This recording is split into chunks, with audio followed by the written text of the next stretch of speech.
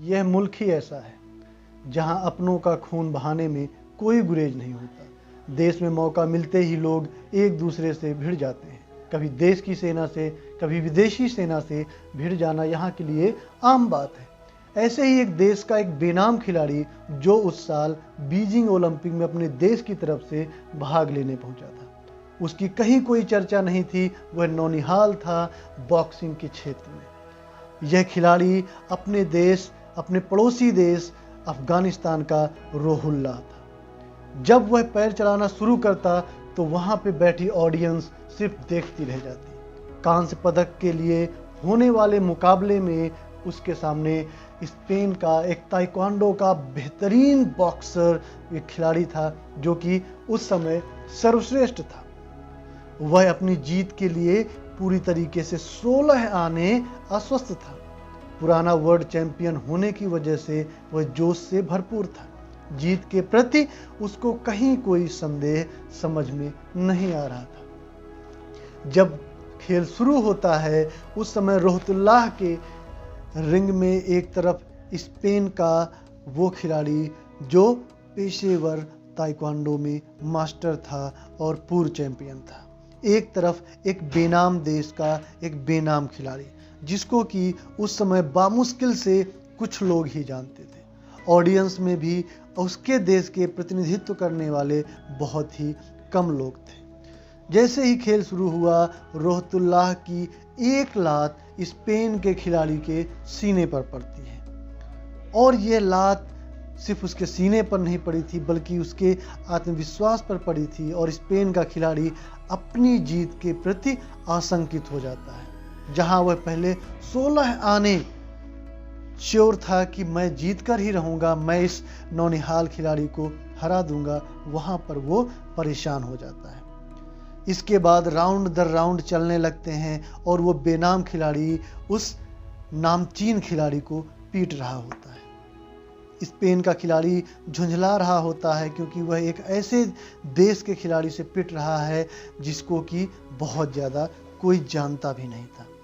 Spain का खिलाड़ी जैसे ही अपने पैर जमीन पर टिकाता, बेनाम खिलाड़ी उसके पैर पर एक पंच दे मारता।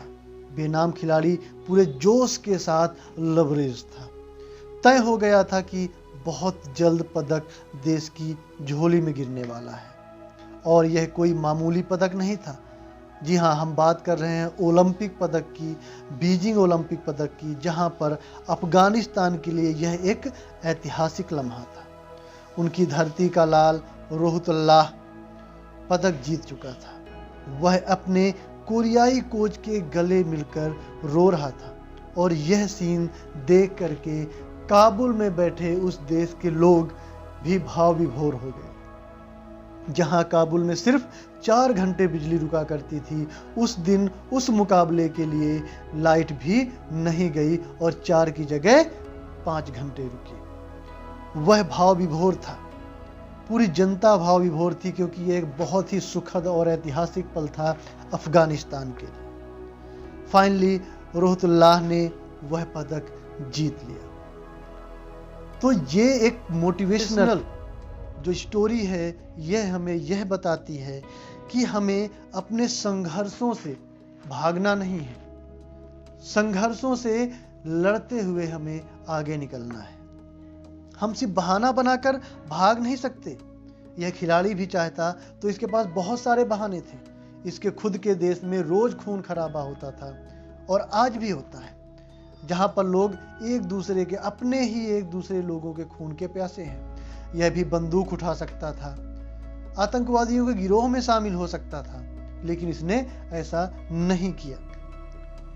यह एक अलग ही सोच का बंदा था, इसके अंदर एक अलग ही डिजायर थी। यह अपना रास्ता चुन चुका था। यह अभाव की अवस्था से बाहर निकलकर अपने लिए, अपने देश के लिए कुछ करना चाहता था और उसने जब ये पदक जीता तो उसकी यह बात सच हो गई और उसकी जो अंदर की एक सोच थी कि मैं अपने लिए, अपने देश के लिए, अपनी भावी पीढ़ी के लिए कुछ करूं, वह करने में वो सक्षम रहा। क्योंकि यह सिर्फ एक पदक नहीं था, यह उस छोटे से देश, उस बेनाम देश के लिए एक ऐसी खिड़की थी जिसको देख करके और नौनिहाल इसके नक्शे कदम पर चलने की कोशिश करने लगे। और आज मैं आपको बताऊं तो क्रिकेट के जगत में एक खिलाड़ी है राशिद। जो लोग आईपीएल देखते होंगे उनको पता होगा, एक खिलाड़ी है राशिद, वो भी अफगानिस्तान का ही है। और उसका भी आप खेल, कमाल का खेल देखिए। तो ये एक बिल्कुल ट्रू स्टोरी थी जो कि एक खिलाड़ी के ऊपर बेस्ड थी, जिसने संघर्षों के बीच में अपने आप को एक चमकते सितारे के तरीके उज्जवल किया। तो कैसी लगी ये स्टोरी? एक मोटिवेशनल स्टोरी। अगर पसंद आई हो तो please like, share and comment, और हाँ, सब्सक्राइब करना मत भूलिएगा।